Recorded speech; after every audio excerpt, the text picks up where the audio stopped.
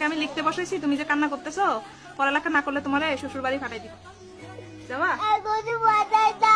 এখনই শ্বশুর বাড়ি ফাটাই দিতাম, দিয়ে দিব কিন্তু, এখনই দিয়ে দিতাম। শ্বশুর বাড়ি যাবা গা?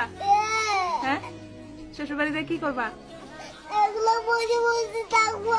একলা বসে বসে থাকবা? বইগুলো এখানে রাখি যাবা? শ্বশুর বাড়ি গেলে তো কাজ করা লাগবে, পারবা? পারবা না? তাহলে তো ওরাও ওখান থেকে ওখানেও থাকতে দিবে না, তাহলে কি করবা? একটা লাঠি নিজে কারে মারবা? শ্বশুরকে মারবা?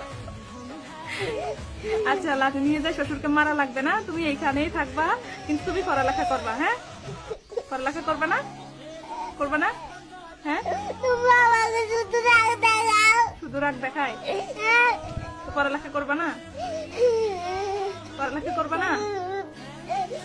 তোমাকে আমি লিখতে বলছি, তুমি লিখবা না? হ্যাঁ, লিখলে তো তুমি বড় হইতে পারবা, তুমি অনেক কিছু বুঝবা, লেখাপড়া করো তো ভালো, ভাত খাই বড় হইতে পারবা, পড়ালেখা করলেও তো ভালো।